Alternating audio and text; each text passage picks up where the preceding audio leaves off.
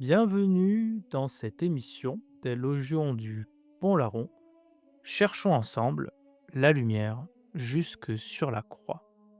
Il est des scènes évangéliques qui nous ressemblent trop pour que nous puissions les regarder de loin. Le reniement de Pierre en fait partie, non comme un épisode héroïque manqué, mais comme une radiographie de notre rapport ordinaire au Christ.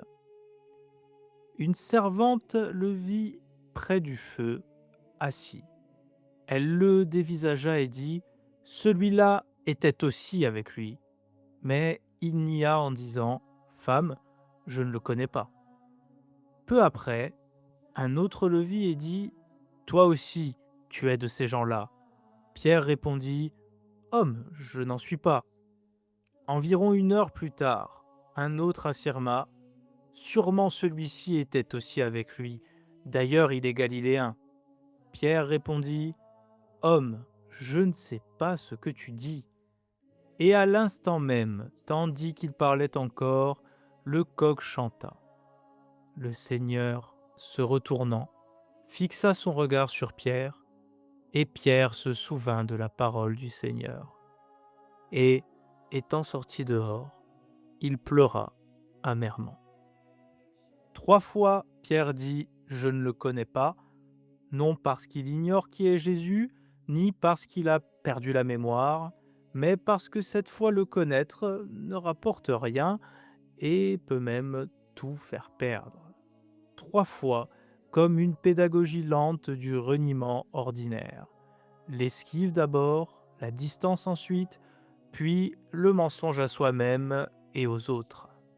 Rien de spectaculaire, rien de théâtral, juste ce glissement imperceptible par lequel la fidélité devient conditionnelle. Et le Christ, lui, ne parle pas, il ne corrige pas, il ne moralise pas, il regarde. Ce regard est peut-être ce que nous fuyons le plus. Combien de fois, dans nos vies, soutenons-nous ce regard tout en murmurant intérieurement: «Je ne te connais pas», jusqu'à ce que cela nous serve, jusqu'à ce que cela nous arrange, jusqu'à ce que cela nous rassure. Combien de fois prétendons-nous le connaître quand cela conforte notre image, notre place, notre cohérence, notre statut social? Mais nous le renions dès que cela coûte quelque chose de concret auquel on tient. Pierre ne doute pas, il calcule. Jusqu'alors, suivre Jésus lui avait donné une identité, une parole forte, une place singulière et même des charismes de guérison, d'exorcisme.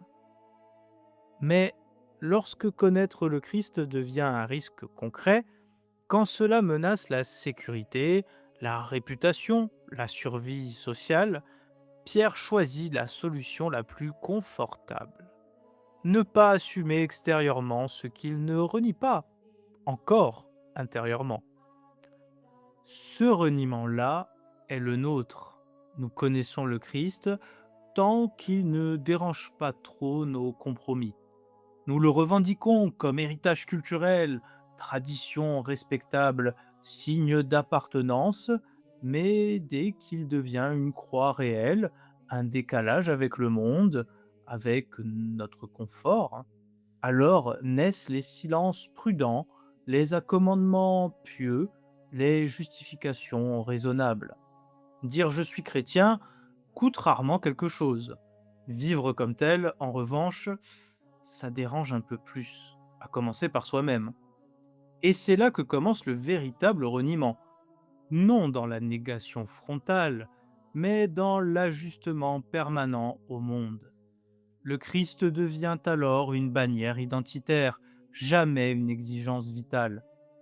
Mais Jésus n'a pas été crucifié pour devenir un marqueur culturel. Il a été rejeté par des hommes très religieux, très nationalistes, très intégrés, toujours capables de justifier leur prudence et même leur haine. Pierre renie parce qu'il choisit la vie telle qu'elle est, plutôt que la vie telle que le Christ la lui demande. Et chaque fois que nous faisons de même, nous ne regardons pas la passion de l'extérieur, nous y participons. Cette logique rejoint une parole redoutable de l'Évangile. Amen, je vous le dis, un riche entrera difficilement dans le royaume des cieux. Oui, je vous le répète, il est plus facile à un chameau de passer par le trou d'une aiguille qu'à un riche d'entrer dans le royaume de Dieu. Les disciples demandent alors, qui donc peut être sauvé? Et Jésus répond, aux hommes, cela est impossible, mais à Dieu, tout est possible. La richesse ici n'est pas seulement matérielle, elle est aussi spirituelle, riche de son identité, riche de sa cohérence, riche de sa lucidité. Pierre, après le chant du coq, pourrait s'arrêter là, riche de sa prise de conscience, riche de ses larmes, riche même de son effondrement. Et ce mot n'est pas neutre. La lucidité vient de la même racine que Lucifer, lux, la lumière. Il y a là une clé essentielle. Le chant du coq annonce une clarté nouvelle, une conscience qui s'éveille, une vérité qui se dévoile, mais cette lumière-là n'est pas encore la vraie lumière. Le coq annonce le jour, mais il n'est pas le soleil. La vraie lumière, l'Évangile l'affirme sans ambiguïté, c'est le Christ. Toute autre lumière, lorsqu'elle se replie sur elle-même, devient un piège. Une connaissance sans relation, une lucidité sans amour, une clarté qui éclaire mais ne sauve pas. Chers auditeurs, nous arrivons à la fin de ce podcast. La nativité du Christ concentre peut-être plus que tout un mystère particulier, la question de la lumière vraie.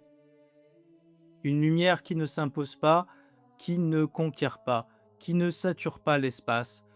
Une lumière livrée à la vulnérabilité d'un corps d'enfant. Le Verbe s'est fait chair, non dans la maîtrise, mais dans l'exposition la plus radicale. Et c'est précisément cette lumière-là qui est aujourd'hui bafouée, parce qu'elle est fragile, dépendante, silencieuse. Toucher à l'enfant n'est jamais anodin, car l'Évangile établit un lien direct et sans détour. Amen, je vous le dis, chaque fois que vous l'avez fait à l'un de ces plus petits de mes frères, c'est à moi que vous l'avez fait. Matthieu 25, 40.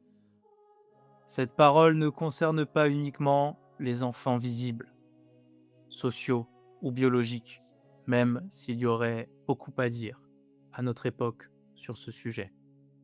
Elle engage aussi ceux que nous portons de plus exposés en nous-mêmes. Cet enfant intérieur que nous avons souvent appris à durcir, à mépriser, à sacrifier au nom d'une fausse maturité. Faire violence à cette part-là, la ridiculiser ou l'écraser pour tenir, c'est déjà refuser la logique de l'incarnation. Il ne s'agit pourtant ni de s'infantiliser, ni de rester immature. Saint Paul le dit avec une grande précision. Lorsque j'étais enfant, je parlais comme un enfant, je pensais comme un enfant, je raisonnais comme un enfant. Devenu homme, j'ai fait disparaître ce qui était de l'enfant. 1 Corinthiens 13, 11. Mais il serait faux d'en conclure que l'enfance doit être abolie, car saint Paul introduit aussitôt une distinction décisive et trop souvent oubliée. Frères, ne soyez pas des enfants par le jugement. Pour la malice, soyez des enfants. Par le jugement, soyez des hommes faits. 1 Corinthiens 14, 20. Le texte est d'une précision chirurgicale. Il ne s'agit ni de sacraliser la naïveté, ni de confondre vulnérabilité et irresponsabilité. Saint Paul appelle à une maturité du discernement et à une responsabilité adulte dans le jugement, tout en conservant une enfance désarmée face au mal. Autrement dit, une intelligence qui ne pactise pas et un cœur qui ne se durcit pas. C'est exactement cette tension que révèle la Nativité. L'enfant de Bethléem n'est pas une apologie de l'infantilisme, mais la condamnation radicale de toute violence exercée contre la vulnérabilité, qu'elle soit celle des petits, bien réels, ou celle, plus secrète, mais peut-être plus répandue, que nous portons en nous. Là où le monde apprend à se blinder, Dieu choisit de n'être exposé. Là où nous craignons de perdre, il engendre. Et c'est peut-être là la bonne nouvelle la plus simple et la plus décisive à cette approche de la Noël.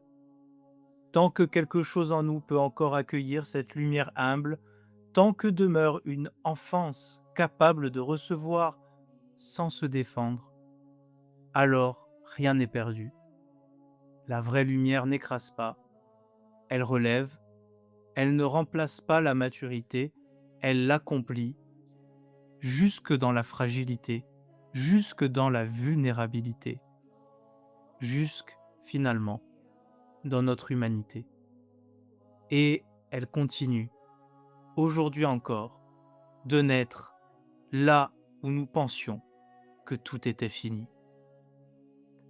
C'était les Logions du Bon Larron. Je vous souhaite à tous et à toutes de très belles fêtes de Noël. Que Dieu vous bénisse, vous et vos familles, tous ceux que vous aimez. Amen.